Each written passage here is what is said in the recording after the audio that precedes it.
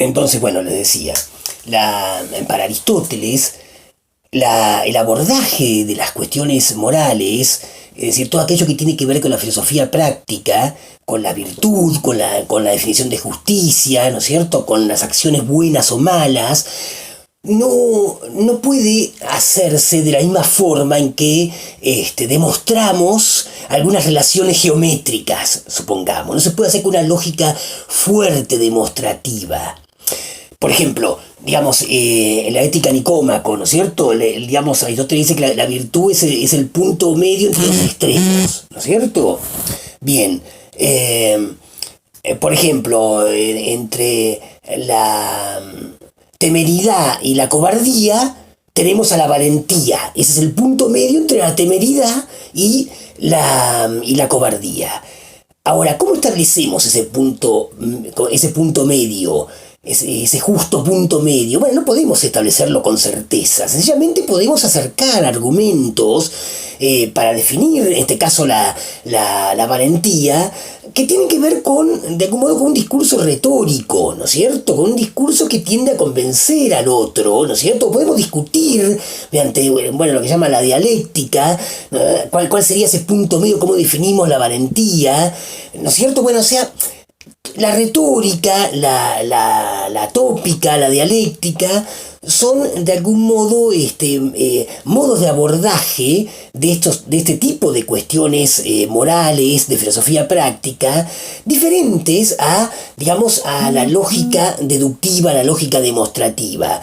Estamos en el terreno de la lógica de lo probable, no podemos decir con certeza, ¿no es cierto?, en qué consiste, en este caso, la valentía. Sí acercarnos, más o menos, digamos, a ese punto medio a través del discurso retórico. Esa retórica es lo que estos pensadores del siglo XVII y XVIII van a rechazar. Ellos pretenden, de algún modo, colonizar, podríamos decir, la filosofía práctica mediante el método demostrativo, mediante la lógica fuerte, mediante la lógica deductiva. Así como, digamos, podemos hacer un método axiomático, vamos a decir, de las figuras geométricas. También lo podemos hacer de las figuras morales, de las cuestiones morales, ¿no es cierto?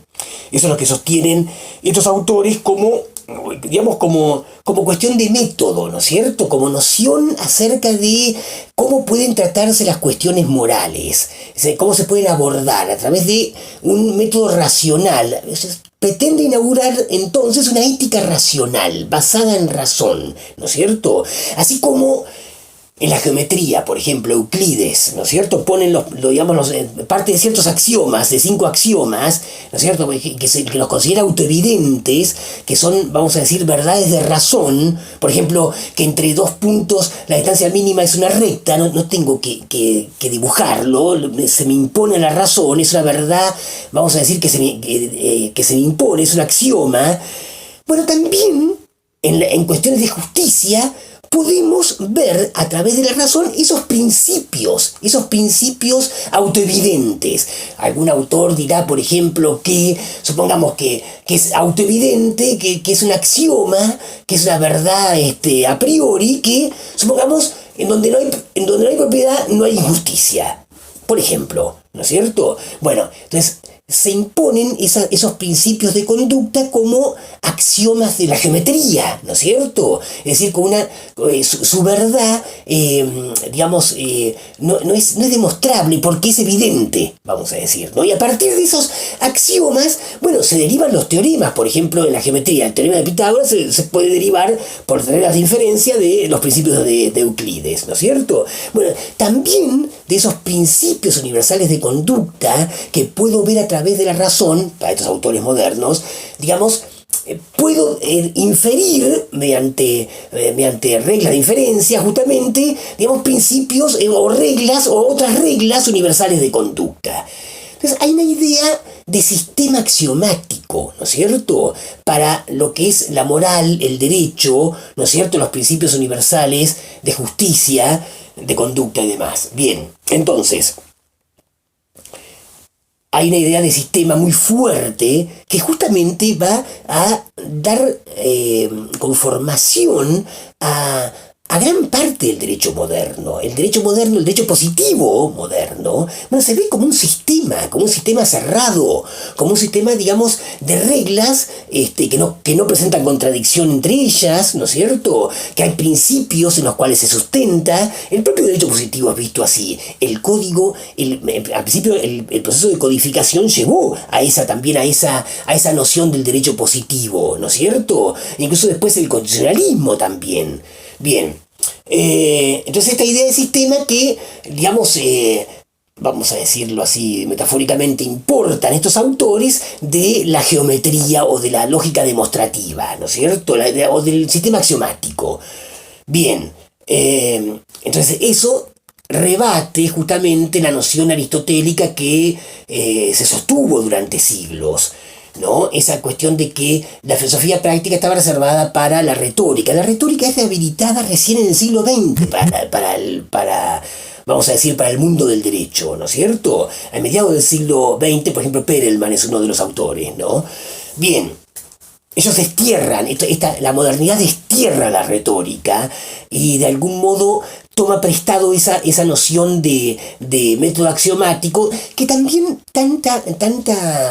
vamos a decir, tanta utilidad le dio, tanto progreso le dio a las ciencias naturales que utilizaban ese método, ¿no? Ese método matemático, ¿no es cierto?, en esa época.